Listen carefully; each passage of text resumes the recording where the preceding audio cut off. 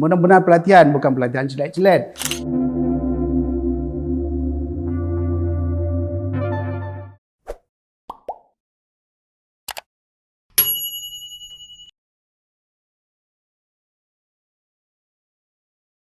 Dua komponen besar itu yang harus dibenah kalau mau pendidikan Aceh itu terperbaiki.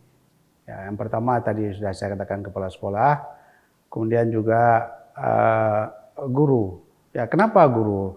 Memang kalau didengar selalu guru terus kan. Nah, apalagi yang menyalahkan Pak Yan juga akan bertanggung jawab menghasilkan guru.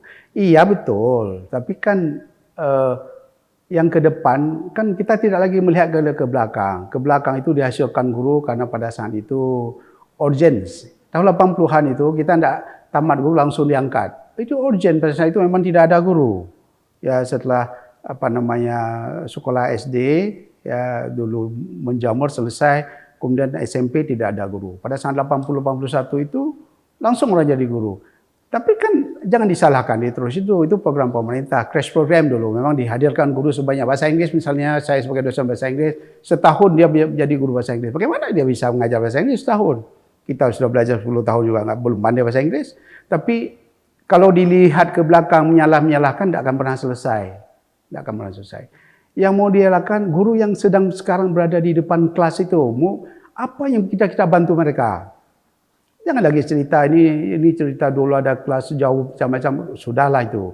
Sekarang kita lihat 2022, 2000 ke depan apa yang harus dilakukan. Salah satu adalah bantu guru. Apa yang dibantu guru? Kita tes lihat kemampuan mereka. Ada yang kurang, programnya adalah pelatihan sebanyak-banyak mungkin kita upgrade mereka. Kalau dia mau, yang itu kita pikir lagi. Tapi saya pikir pasti guru mau dilatih. Benar-benar pelatihan, bukan pelatihan celat-celat. Saya perlu katakan pelatihan celat-celat yang asal ada, diundang siapa saja, tidak datang diganti. Ini serius ini.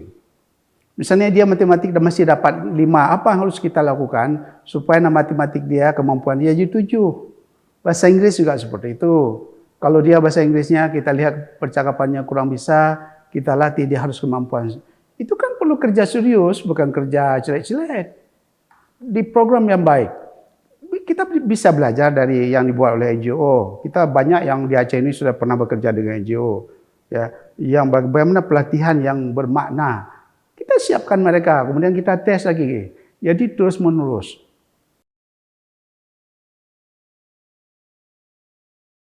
Mungkin kenapa ada guru penggerak. Mungkin oleh Menteri melihat ini harus ada intervensi ini katanya. Kalau kita pendidikan ini seperti itu saja tanpa intervensi, berarti kita akan stagnan. Kita tidak bisa bersaing secara global. Makanya oleh pemerintah dicarilah solusi. Ya, kita akan lihat bagaimana hasilnya, bahwa guru penggerak adalah anak-anak muda yang baru tamat, yang mereka masih fresh, walaupun pengalaman masih kurang. Tapi mereka mungkin punya idealisme bahwa mengajar menggunakan teknologi. Itu kan berada di masa-masa mereka, masa-masa milenial. Mereka punya kapasitas untuk itu. Bahwa pendidikan yang ada di sekolah atau di madrasah tidak lagi seperti biasa-biasa saja. Tapi ada terobosan baru bahwa menghadirkan anak-anak muda ini, ya, membuat suasana baru di bawah sekolah. Ya, tidak lagi seperti yang ada. Ini kan ikhtiar dari menteri. Ya, kita akan lihat. Ya, kita akan lihat apakah benar seperti itu. Atau kita biarkan apa yang berjalan seperti ini. Ya, pada saat anak-anak sekolah, anak-anak madrasah yang mereka begitu masuk ke dunia teknologi, dengan IT mereka, anak-anak kita lah, lihat siswa-siswa kita, dia pakai HP, pakai WA, pakai macam-macam Facebook sebagainya. Guru kita kan enggak. Kalau dulu kita datang perlu buku, pergi ke pusaka pinjam buku. Sekarang kan tidak, cukup dengan Google kita bisa masuk kemana-mana mencari informasi. Ini kan tidak dimiliki oleh guru-guru kita. Di kebanyakan daerah, di kebanyakan sekolah, mereka tidak punya kemampuan di situ. Jadi guru penggerak ini berharap akan memberi nuansa baru kepada guru-guru yang lama, guru-guru yang tidak paham IT. Kita berharap mereka memang di segi pengalaman mereka kurang, tapi ada kelebihan lain, khususnya pada pembelajaran menggunakan teknologi. Ini kan terasa sekali dengan pandemi ini, akan terasa sekali berapa pentingnya teknologi dalam mengajar. Pada saat orang-orang sudah menyerah, ya, baru kita tahu bahwa begitu pentingnya kemampuan dalam menggunakan dan mengelola teknologi dalam proses pembelajaran. Jadi kita berharap intervensi dilakukan oleh Menteri ini memberi manfaat buat sekolah. Pendidikan ini kan kita sering dengar, dari dulu kita dengar trilogi pendidikan. Pendidikan itu bukan hanya tugas pemerintah saja, ya, tapi ada potensi-potensi lain yang kita tidak ambil, ada di dalam sekolah atau madrasah. Salah satu potensi adalah keterlibatan orang tua. Pemerintah ingin membuat sekolah itu lebih bagus, tapi tidak cukup, dananya tidak ada.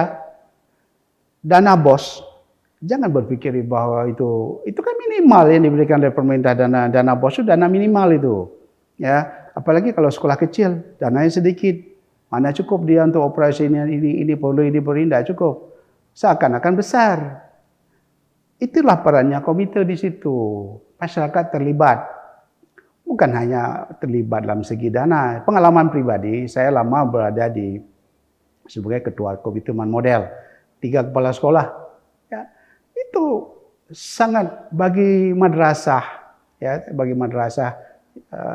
itu sangat membantu sehingga kepala madrasah ya, tidak harus berpikir ini perlu ini kan tinggal memberitahu komite, Pak kami ini bagaimana.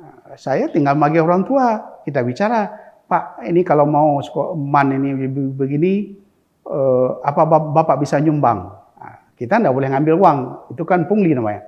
Kita tak mau menyumbang. Orang tua kalau untuk anaknya, alhamdulillah saya pengalaman pribadi ya, tapi transparan, mau bawa kemana uang itu, misalnya. Hal yang lain juga kita ajak mereka melihat kondisi sekolah.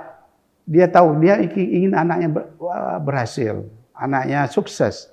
Ya, pasti mereka senang sekali. Ada pengalaman pribadi saya, ada orang yang kita membuat aula, ada orang tua mengatakan pasir dari saya, ada orang tua lagi kan bata dari saya. Itu kan luar biasa. Kita tidak pernah ajak mereka mau infak, ya. Makanya ya keterlibatan orang tua dalam hal ini komite pada sekolah dan masa itu sangat penting. Karena mereka bisa menambah, mereka bisa memberi daya tambah yang sekolah tidak mampu. Kita bisa hitung dana BOS ini keperluan.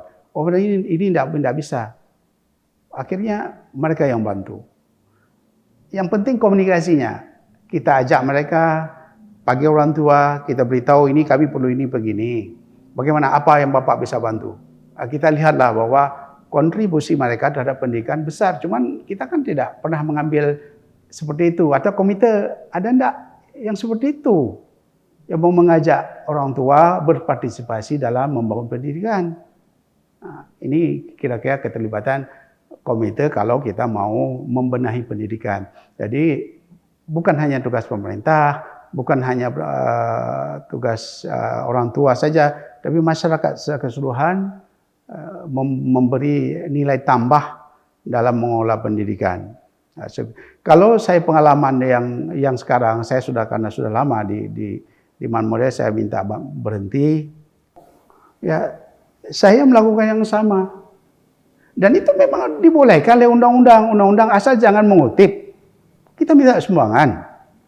Dan kita melihat hari-hari, kadang-kadang mereka sudah bagus, cuman kan perlu bukan kita tidak campur tangan hal-hal tertentu, tapi kita memberi nilai tambah. Inilah lakukan, ini kalau ini lakukan, ini kita diskusikan, ini kita perbaiki sehingga pendidikan ini terbenah.